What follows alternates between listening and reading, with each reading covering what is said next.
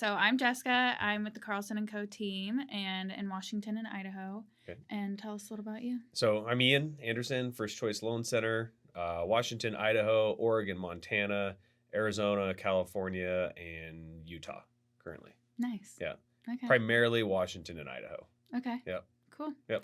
So I really want to focus today on just education and maybe combating what everyone's hearing on the media and how it's a horrible time to buy a house. Yeah. So how do you feel about that? Do you feel like it's a great time or a bad time? I think it's a great time right now because we're coming from a market where on the lending side, the borrowers were up against multiple offers. They're having to increase their price, more cash out of pocket, where now they're getting seller concessions. They're able to buy down their rate. It's less competitive. They're able to get a home that probably fits their needs a little bit better. Right. And I'm seeing overall, they're just happier with their purchase than they were, 8 months ago. Yeah. They don't feel like they only had 10 options and they had to pay, $50,000 over. Yeah. And, that just goes a lot farther. And well, we had a ton of deals where people would get under contract a week later go, what am I doing? This house isn't, anything what we thought it was. It's not fitting our needs. Where we're just not seeing a lot of backing out now. Yeah. I also think that they're getting homes that are in probably better condition, right? From a seller standpoint, they're probably have to keep the house up better, bring everything up to par, where it wasn't the case over the last couple of years. Rates are higher now than they were over the last 3 years, but they've dipped down a little bit. And really, historically, interest rates kind of tend to be around 5 to 6%. And that's where we're at right now. So we're in the low sixes. They're trending down. We kind of peaked late October, early November. And some of the, the prices have come down a little bit, but there's lots of buy down options to get your rate lower. There's always refinance opportunities down the road. And I just don't see a time where we're going to get back down to sub 3. Yeah. So tell us about a rate buy down for people who don't know lending or mortgage at all. What is a rate buy down and how can you use that today when you're wanting to get that 3% or that 2%? So rate buy downs it's just added fees, costs to your loan to bring your rate down. So let's say you lock in your rate at 6%. You could pay, let's say, a $400,000 loan, $4,000 to bring your rate down 0.25%, maybe 0.3% to save monthly. And then overall, the life of the loan, save thousands of dollars.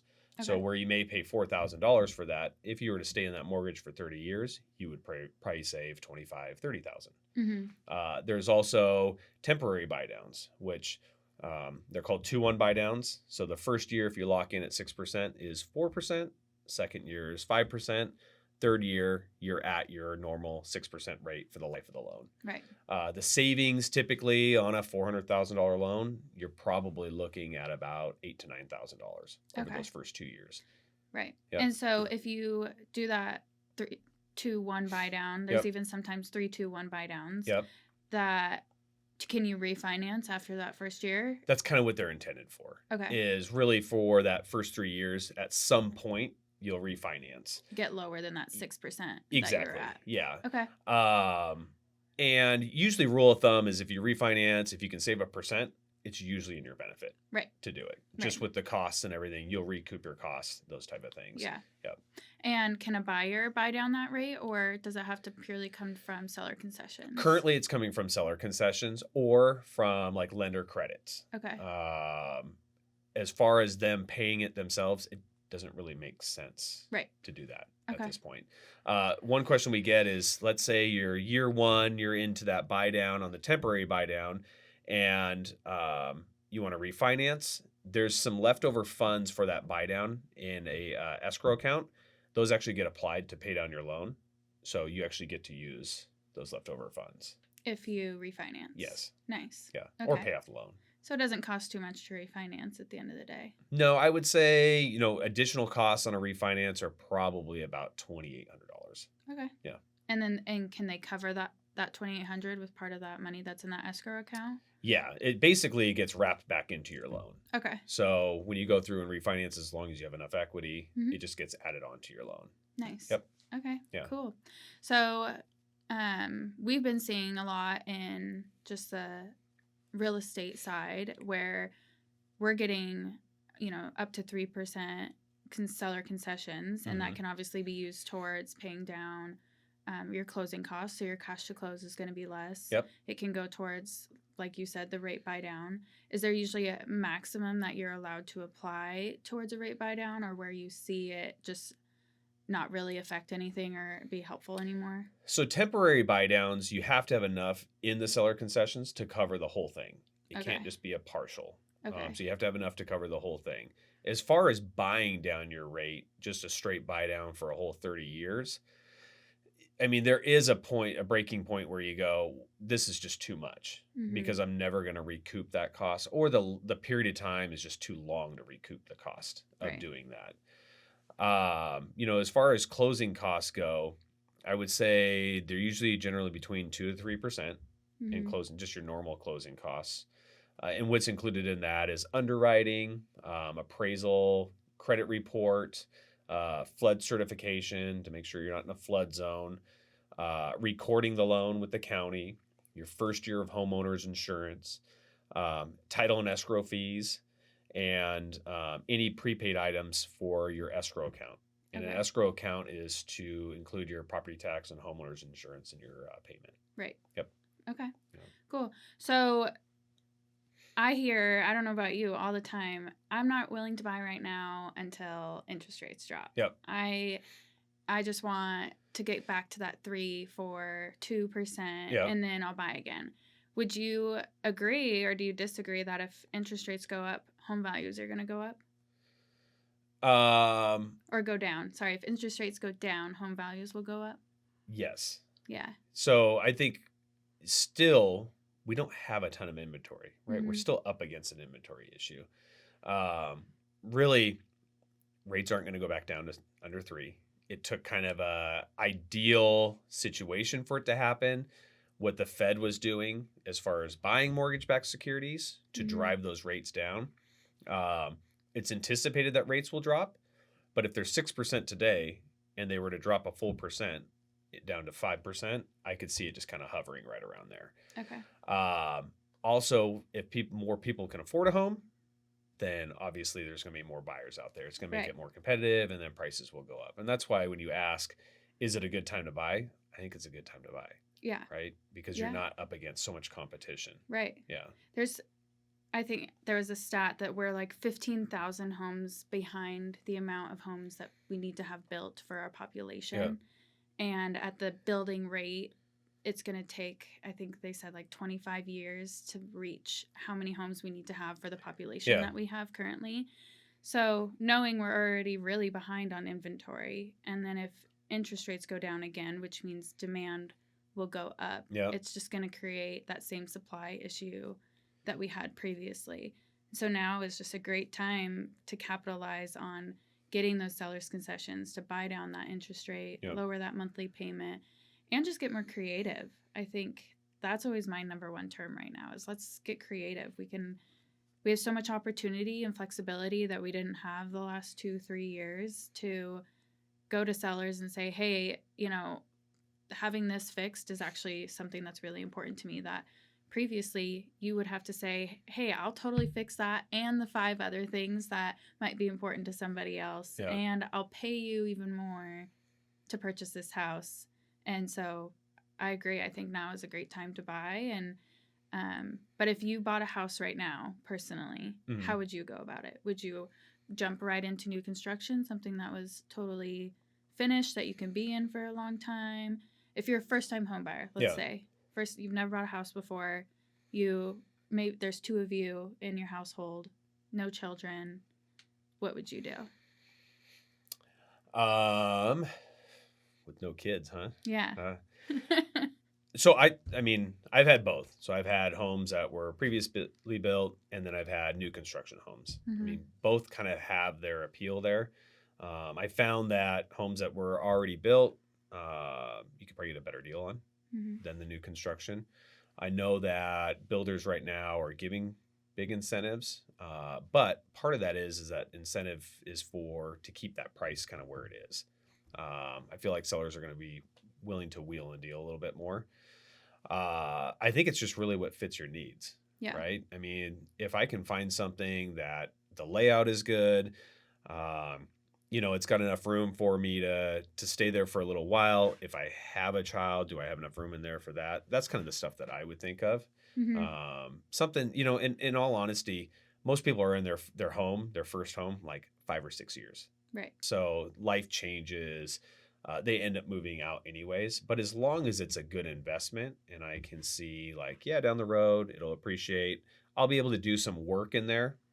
That's kind of what I would look for Yeah. is what can I do? Not a full remodel or gut or anything like that.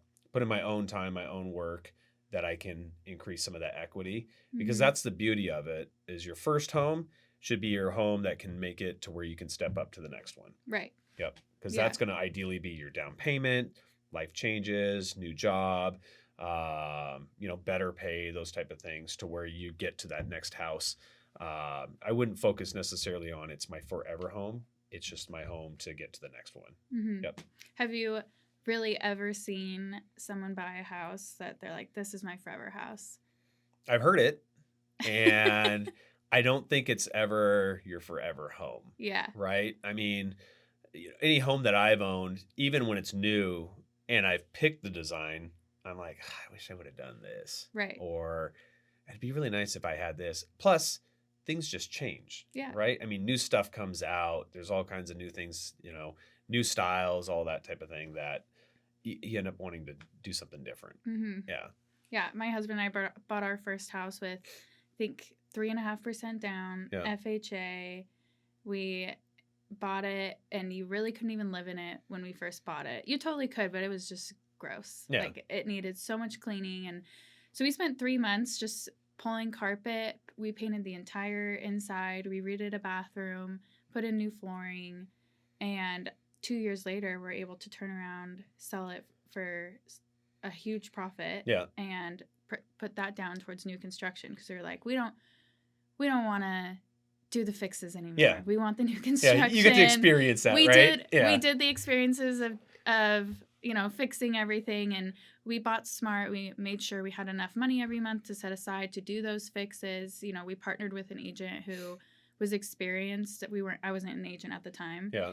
And who helped us run numbers on how much it would cost to do these repairs before we ended up making an offer on the house. So that way we knew financially moving forward, okay, we have the money to set aside every month to do the things like the carpet. Mm-hmm. And, we didn't buy nearly close to the top of our price point because we knew this isn't our forever house. This was an investment, like you said, to get to that next step. Yeah. And then from there, bought new construction. And even then, when I bought new construction, I was an agent at the time. And I told them not to do so many things because I didn't want to pay for it. Yeah. They're like, let's upgrade to do the tile around the fireplace. It's like, no, we can totally do tile around a fireplace. And, little things that make your house not builder grade, but continue to add value. So that way, if worst case scenario you had to sell, you still made money. Yeah. And I think that's such a great point for people buying a house right now. Personally, when I talk with clients, is if you can't see yourself in this house for 10 years, I wouldn't push your limits. Yeah. And I wouldn't turn and grab something that was not going to appreciate if it doesn't have the ability to appreciate value with sweat equity. And when I always look at homes as an investment, right, I guess that's kind of the approach that I take is this a good investment? And that's where it comes into, like you said, you had an agent even when you weren't in the business on the first home that probably helped and can point out some things that, hey, maybe this is something that you should look at. There are a lot of times the house looks great. Oh, it's been remodeled. You don't know how much has been remodeled there. It's kind of up to date with everything, but that doesn't necessarily mean it's the best house. Right. You can paint anything, right? You can change tile. You can do all those things. You can learn to do all those things, YouTube, all of that stuff. Really, you're looking for Like you ask, what would I look for? As I'd look for a floor plan that would work and would be appealing to somebody wanting to buy that house down the road. Mm-hmm. And I say it's an investment because they appreciate normally 4 to 6% in this area. Mm-hmm. Well, you can see over a 5-year period of time, you've got a sizable down payment on your next house that you can step up on. And rates really right now have been super volatile over the last, 3 years, even when they were going down and going back up. Typically, they're not that volatile. Mm-hmm. They usually kind of hover right around the same. So you kind of know what you're going to be looking at down the road. Your investment moving forward. Yeah. Yeah. That makes sense. So if for someone who is maybe on like their second or third house, they bought 5 years ago Mm-hmm. and they were first time home buyers and they were locked in at a 2.75 interest rate. Yeah. And now they've had that second kid or maybe that third kid. They're completely outgrown their property. They've made some fixes over time. What are some things that you think can help them feel confident that that next step would be maybe a 10-year house for them? Well, I think unfortunately the hard part is getting away from that really low rate. Yeah. Right. And going into the next one. I mean, it's just going to be more. It doesn't matter if, credit's better, bigger down payment, that type of stuff. So it's kind of getting over that hurdle. How much is it more with the current interest rates? $400,000 loan, you're probably looking at $600-700 more a month. But really at that point, you're going, we just need more space. What are we willing to pay for more space? Again, you can buy down the rate, you can do temporary buy downs, make some savings there, refinance. But ideally, if you can get into something where down the road you're locked in at low 5%, that's actually really good. Yeah. Overall, it is. And for a 10-year stretch, again, you're always appreciating. And especially if rates were to dip back down to that low 5 range, home values will go up a little bit faster too, just because it'll encourage the market to be kind of where it was. Yeah. Yeah. And just help your investment grow. Yep. Even faster. Yeah. Yeah. That makes sense. But nice steady growth is a great investment there. Mm-hmm. We're just coming off of a time where home values were skyrocketing, rates were so low. And I think the more time that we kind of distance ourselves away from that, it's easier for somebody that's at 2.5% to go, this just isn't working for us anymore. Yeah. And the great thing is they bought at a time where, maybe they've appreciated quite a bit. Mm-hmm. So explain how a refinance works. How early can you refinance after closing on a loan? And what does that process really look like? I think when we first bought a house, everyone would say, well, you can just refinance. Yep. And I was like, cool. Yeah, totally. And I had no idea what that meant and what kind of tool that can be to leverage for future investments. So you can refinance right away. There's no waiting period, anything like that, unless you want to take cash out. Okay. So you want to draw some equity out of your house, get some more cash in your pocket. Then in that case, you have to wait 6 months. Okay. But really, if you want to just go, you locked in today, we closed on your loan, tomorrow rates drop a full %, you're like, gosh, I would really like to refinance. You could do that. Okay. There's a cost to doing it. It's typically a little bit less to do the refinance than it is a purchase. But really, the process is going to be similar in we need pay stubs, bank statements, W-2s. You still have to qualify for the loan. Mm-hmm. It should just be easier because it's going to be a lower payment to do that. Yeah. And what does that look like? So someone has a $400,000 loan because they maybe put $50,000 on their $450,000 house. Yep. So they owe $400,000. Their house is worth, let's say, $500,000 now. Yep. And their interest rate, right, was 3%, but they want to refinance so that they can, maybe purchase an investment property. Okay. How does it work to refinance a house? Like besides contacting you, what's the next thing that happens? You just have to have enough equity to be able to do it. So if you're going to take cash out of it, you have to have at least 20% equity after taking the cash out. If you're just refinancing, depending on the loan product you go into, the minimum that you'd have to have is 3.5% for an FHA loan. For a conventional, it's 5% on a refinance. Yeah. And so their payments, So that say they've owned this house for 5 years, Mm-hmm. their payments now are re-amortized through a 30-year, most likely, if that's what You can. program they're redoing. So Or does it just do 25 years? you can pick. Okay. So 5 years and up is how you can pick. So you can Okay. do a 7-year loan, or let's say you bought 2 years ago. You're 2 years into that mortgage. You want to refinance. Maybe you don't want to add 2 more years back onto it. Maybe you just want to stay at 28 years. You can do that. So you Okay. can kind of, and that's a nice thing is you can pick and choose. You can really customize your loan now versus what you could do 6 or 7 years ago, Okay. where it used to be like 5-year increments. And so if someone gets locked in today at a 6% interest rate, Mm-hmm. 3 years from now, their 3-2-1 buy down is done. Yeah. So they're back to that 6% interest rate for their monthly payments, and they want to refinance because interest rates are now 5%. Does that make sense? Yes. Why? Because their monthly savings is going to be enough to where even with that added cost of doing the refinance and adding it back onto your loan, you'll recoup that cost in a short period of time. Now, granted, you probably have to be in the new loan for a couple of years, Mm-hmm. but one, you can still stay at the 27 years that you have remaining. It will drop your payment monthly, and then you're going to save a huge amount in interest over the life of the loan. Mm-hmm. Yep. Okay. Perfect. Well, let's take a little break, Okay. and then we'll come back and we can chat some more. Sounds good. Cool. Is there anything that you want to get out into the world that you feel like we haven't had the opportunity to talk about with just lending or real estate in general? So, I mean, we've talked a lot about like first-time home buyers. So I guess, if you're going to be a first-time home buyer, what do you need to do to kind of get prepared? So, if you know that, in 2023, I want to buy a home, it's like, what types of things should you do? Yeah. So things that are important for, buying a home, obviously, having some sort of down payment, having some reserves in your account. And reserves are just extra savings for future payments. So if you Okay. have some of those in there, it helps strengthen it. Credit's a huge thing. And the nice thing about credit, 6 years ago, people were kind of still in the dark on what their credit score was, or that, there was more surprises, I guess.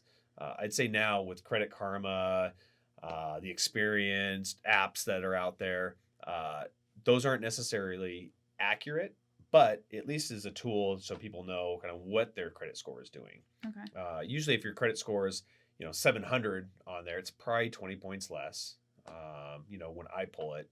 It's just because there's different scoring models for credit. That's a general credit score, so it's a soft pull, so it's not going to be as accurate. Because credit score kind of drives the loan program that you're going to go with. So, the higher the credit kind of puts you in one loan program, lower the credit kind of slots into another one. And that kind of guides you on your down payment. So how much of your down payment is going to be. And what does your credit score need to look like typically to get approved for those loans? Like, what's the minimum credit score that you need to have typically? You can go below 600. Okay. Now, that doesn't necessarily mean that you'll get approved under Okay. 600. Just anytime you're below 620, you have to have like things that strengthen the file. Okay. Extra money down, more money in savings, a low debt to income. I'd say ideally you want to be at 620 and above. 640 opens up a whole bunch of different options. 680 kind of puts you into like a conventional loan versus an FHA loan. And really the difference between the two is a conventional loan is it's harder to qualify for, a little bit less down. The mortgage insurance on that is private mortgage insurance. So it's really based off your credit score and down payment, where FHA loans are a government insured loan, easier to qualify for, lower credit standards, a low down payment, 3.5%. So that's kind of your marker there. Things that strengthen your file, obviously down payment, higher credit, having 2 borrowers is another thing that we've seen. Even if that second person doesn't have any income, really doesn't bring much to the table, just having a second person on there really can help, extend what you can qualify for. Okay. Yeah. Cool. A lot of times people are like, hey, we're looking to buy in the summer, should we hold off? Should we wait? I think it's a great time to start right then. If I were to talk to somebody that their lease is up in June, when should we start? I would say now, let's start. Let's see what your credit looks like. Right. Let's see what your income looks like, just so we can get everything set in place so that when that time comes, you're ready to go. A lot of people get concerned with running their credit. When I pull credit, it's a mortgage application. So there's not as much of an effect as if you were to go apply for a credit card or a car, just because it's hard to get a mortgage. Yeah. So you might see a 5 or 6 point decrease in your credit, and that comes back really quickly. Okay. Yep. So if somebody went to a different lender beforehand, say 10 days ago, Yep. and they came to you and said, can you give me a quote on what your loan products look like? Is their credit going to get dinged a second time? So if I run their credit and it's within 30 days of that initial credit pull, then there's no effect from me running it. Okay. So you've got a 30-day window to shop, right? Essentially, and that's the way it's designed, so that borrowers can shop around. Yeah. They changed disclosures back in 2014 so that it's more uniform, so that you could take a quote from one lender and another lender, look at the two. It's the same form, same format, and you could truly go and, yep, this one's a better option versus this one. Okay. Yep. So it's a lot easier to just compare. It is. Yep. Everything's very similar. And I encourage people to shop. Yeah. Honestly. It varies lender to lender. Everybody's structured a little bit different. You've got banks, credit unions, retail mortgage shops, broker shops. So everybody's a little bit different. So I definitely encourage people to shop around. What's the main difference between you and a Bank of America? So I'm a broker, so I'm on the wholesale side. So, a good example is like Quicken Loans. You hear all the commercials, that type of stuff. I'm on their wholesale channel. So the quote that you get from them on their retail side is actually going to be higher than what I quote, just because I'm getting it at a lower rate. Okay. And then fees. Fees are typically like the biggest thing. The big one that you'll see, like credit unions, banks, is an origination fee. And it's typically 1% of whatever your loan amount is to do the loan, on top of all your other fees. Okay. So that's usually the biggest one. And Bank of America, or I'm just trying to use, or Chase, or any bank, really, they typically don't sell their loans, correct? Everybody sells their loans. Yeah. Yeah. Okay. Everybody does now. What about credit union even? You yes. think? Okay. Yeah. So it's not guaranteed that if I go to my bank that I'm always going to be able to walk in there on the 15th of every month and pay my mortgage. No. And what you're seeing now is like a good example, credit unions. A lot of people like to see that mortgage part on their statement. A lot of credit unions are kind of maxed out on how much they can hold, and they would like to loan more. So they're going to have to liquidate some of that stuff. Okay. And they're already starting to do it. And there's a more profitable loan out there, especially when you see big changes, big swings in interest rates. Just because the interest rate is higher doesn't mean that's a more profitable loan. Right. Honestly, if rates were to swing back down to 4%, that's actually a better loan for a servicer to have. And the reason is because it's less likely that you're going to refinance out of that than the person at 6%. Okay. Yeah, because they're just chomping at the bit to like refinance. Right. So the kind of the way the structure is, because these mortgages are sold, as mortgage-backed securities on the open market, they do have it built in, knowing that a certain percentage of people will refinance. But if you get a large amount of people refinancing, that's actually a bad investment for the people that are buying those on the open market. So do you see that affecting your world at all? The fact that there aren't, the likelihood of people refinancing out of these loans is probably pretty high, or even refinancing out of the loans from a couple months ago. I mean, for us, refinances are great. Right. Right. I mean, they're great for us. They're good for the borrower, that type of stuff. Sometimes, it floods the market as far as, for lenders, it can slow the process down for the purchases and stuff like that. I don't see on my side something that's not a benefit for having refinances out there. Like I say, for mortgage-backed securities and stuff like that, it can be detrimental there. But again, it's already built in. In most places now at this point, no, there's going to be another refinance boom down the road. Right. Just because, it's at one point people were locking in over at 7%. So, that they're definitely going to want to refinance out of it. Right. As far as people going, well, I like to have that on my statement. It's easy. Really, when your loan changes servicers or gets sold to a different person, it's less of a nuisance now than it used to be. Mm-hmm. I've seen in some cases where it actually even the servicer has changed. They use the same format as the previous one, so your online format looks the same, where you pay, everything Right. looks similar visually, all that stuff, and you've got a window there once it's sold to where even if you don't send your payment to the right place, you're not going to be hit with like a late payment or anything like that. Yeah. Yeah, And they let you know if they your do. mortgage Yeah. Oh has yeah. changed. They'll send you so many things in the mail Yeah. and emails and stuff saying, hey, your loan has been sold to so and so by next time. Yep. Here's where your payments due. Yeah. Things And we've like all that. been through it. I Yeah. mean, I'm sure you have. I have. Right. I mean, it's really, it's not as big of a deal as it used to be. Yeah. And I think mentally people are going, yeah, it's going to get sold. You know, especially if you've owned a home, you've probably been through one. Mm-hmm. I would say it will hit a certain point where lenders will go, yeah, we're going to hold on to some of these a little Mm-hmm. bit longer. And especially those ones that are like, you know, sub 3%, they'll probably hold on to those for a little bit longer. But really down the road, I could expect if you've got a mortgage, it's probably going to get sold in 5 years. Okay. Yep. Yeah. So,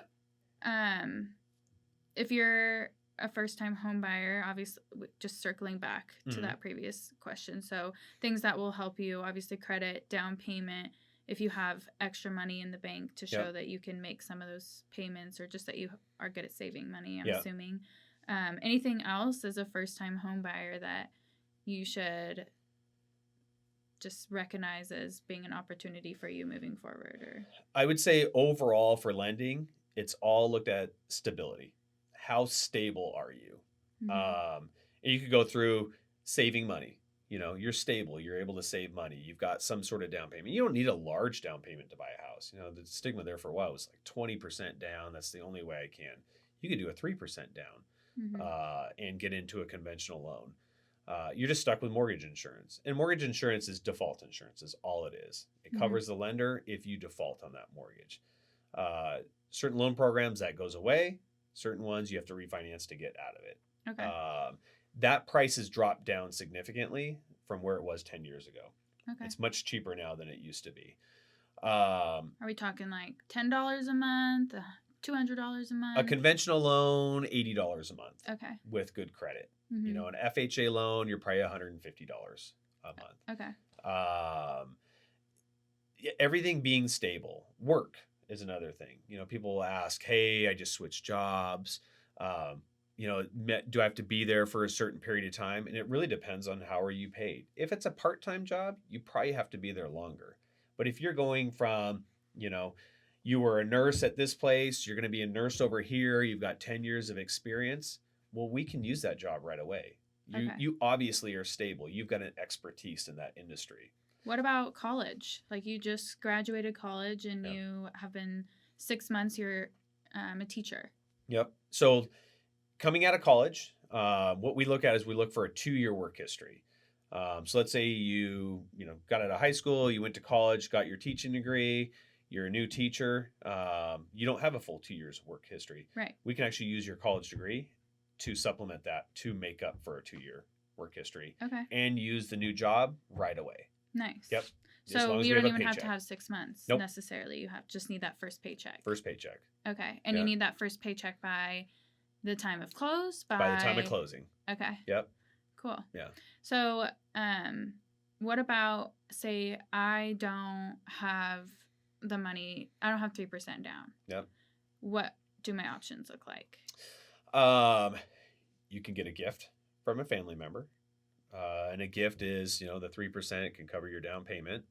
If you have a retirement account, you could utilize funds from a retirement account. There are programs for down payment assistance. Each state kind of has their own program. Different states are more restrictive than others, where like Idaho is has a little bit more that they can offer, where Washington is a little bit more boxed in. Downside to those programs is typically, nothing is for free. Usually you're going to see a higher interest rate, and then that down payment assistance portion is either on a second mortgage that you have to pay back. You have to make payments on depending on the program.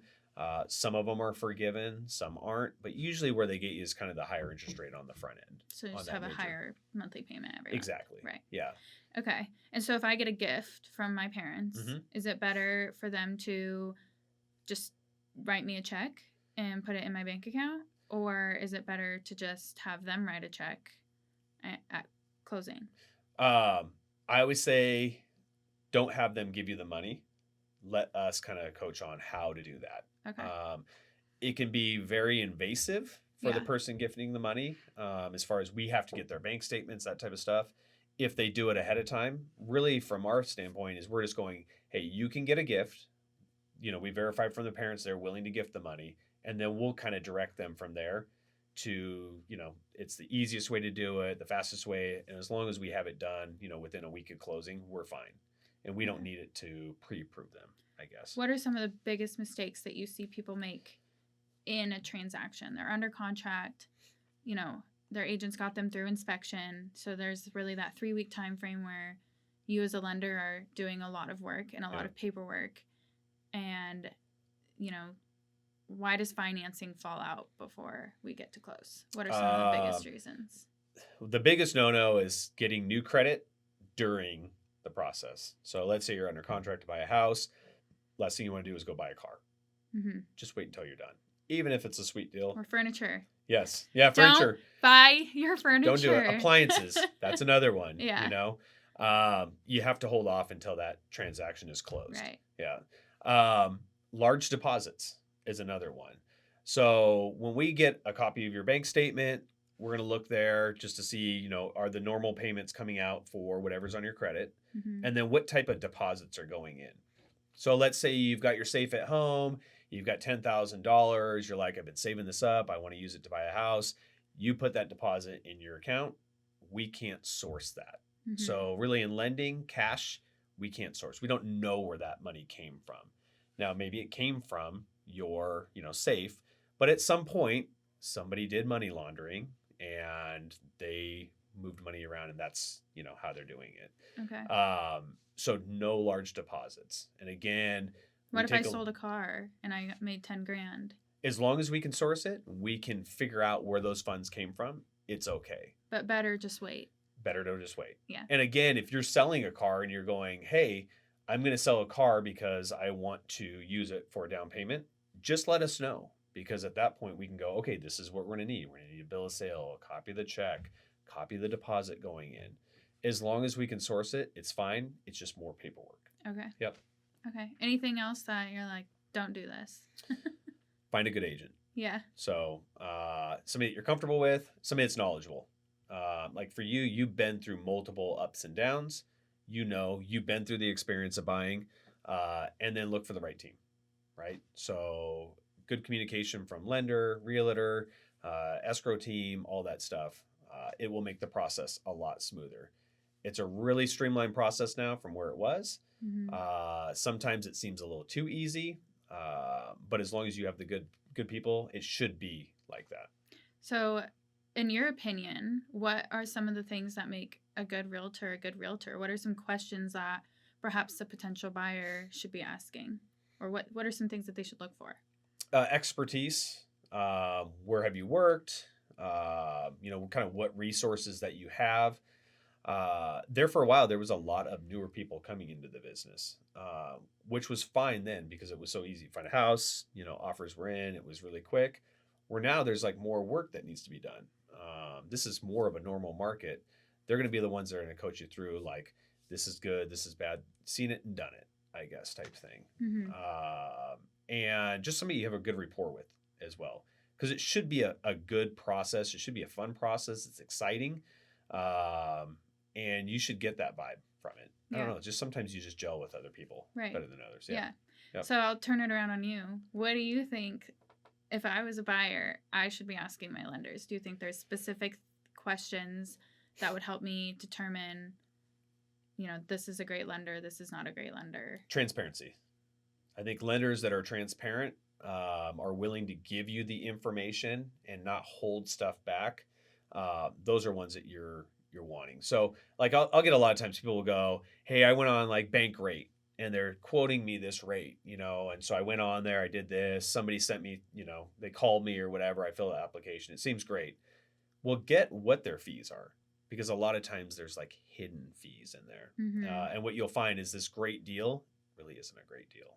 right? Because we can make the rate as low as you want. It's just going to cost money to do Right. that. Yeah. Somebody local, I think, is always good, just because sometimes it's nice to meet them in person.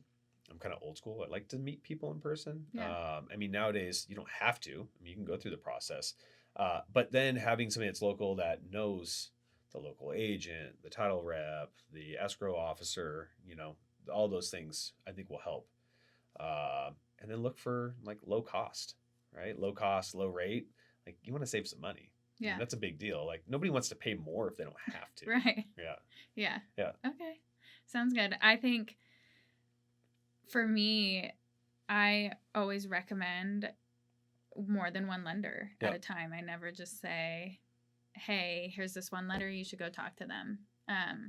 It's really important I almost think it's more important than your real estate agent, because you deal with 80% of the transaction at the end of the day, all the paperwork going back and forth with the closer, Yeah. I think realtors are fantastic and we're great and we do a lot of hard work and we can make or break a deal, but a lender can make or break a deal too. Yeah. If they're not educated and they're not really pulling your information and they haven't done underwriting until 2 weeks before close. Yeah. And we find out, you really can't get approved for that loan, or, they're just not communicating. They only work Mondays through Fridays, 8 to 5. Most of my clients were showing houses Fridays, Saturdays, Sundays. Yeah. And at night. Yeah, right? and at night. And if I can't get a hold of a lender after 5 o'clock or on the weekends, which is when I'm meeting with my clients, that's a big deal, especially back when houses were selling in 0.5 seconds. Yeah, you had to get something right. I needed a pre-approval letter. Yep. And if I couldn't get a pre-approval letter for 2 days, my clients lost out on that house.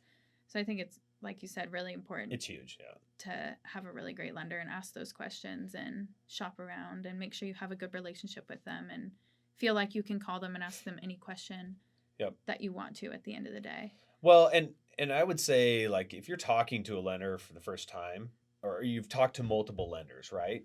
The one that's asking more questions is probably the one that's doing a little bit more thorough of a job. And they probably have seen and done a little bit more. It's one of those things you can kind of tell just asking, 5 to 10 questions. You can kind of tell where somebody is. You can see if there's going to be something that maybe takes a little more work to get involved. I mean, there's a lot of loans that are really cut and dry, but then there's a lot of loans that take some work. We've got to get some documentation.